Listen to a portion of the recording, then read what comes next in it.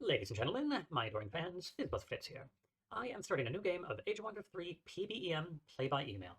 Now, in Play by Email, I take my turn, then the other people I'm playing with would get an email when it's their turn. So basically, you have as much time as you need for your turn.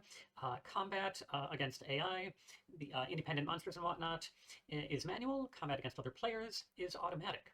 In live games, it's the opposite. I'm going to be playing a 1 versus 2 game because Necromancer is really overpowered. One of the mods we'll be playing with, the single player balance mod.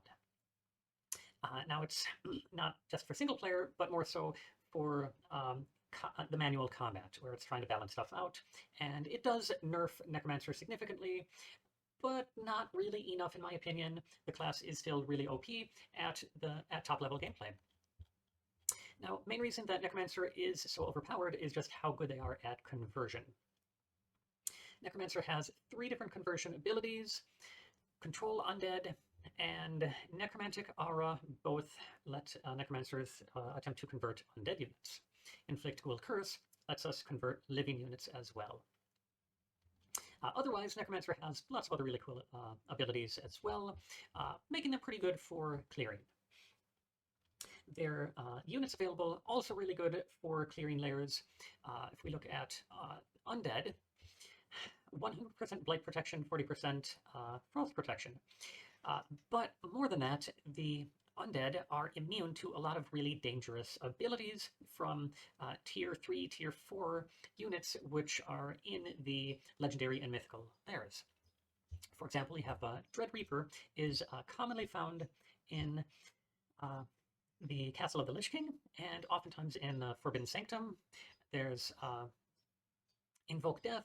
Target unit has a chance to suffer instant death, but Machine and Undead are immune to the ability. Similarly, they have Fearsome. And again, Undead are immune to the ability.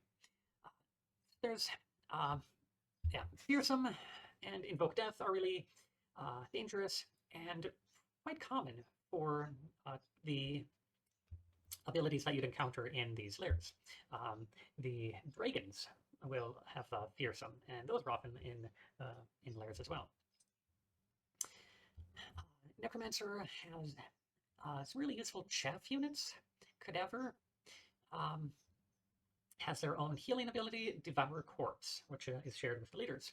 Lets them recover some hit points without requiring healing from the leader in combat.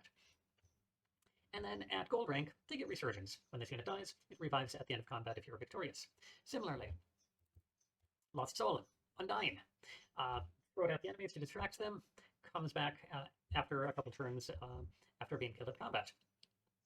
Will resurge on the strategic map if your side wins combat beforehand. Though those are really helpful for clearing layers and minimizing losses because, well, they come back after dying. Whispers of the Fallen. Battles fought within 16 hexes of your cities and fortresses become visible. You receive research per unit tier for each unit killed at the end of combat. This counts the battles that you fight as well. So once we research this and then cast it, relatively cheap for what it does here, we get a ton of research per turn from this. Like our research could just double. And then there's also the information you get from seeing what your opponents are up to. You see the results of where their armies are and what those armies are. Necromancer has Vampiric Hunger. Some units get life stealing, and then Healers of the Dead support units gain Heal Undead. Both of which pretty handy for giving the Necromancer armies additional sustain, letting them clear a lot more layers than we would otherwise. Behind me, you have a picture of Dendritic Sandstone. My purpose in making content, one reason is to promote this photography.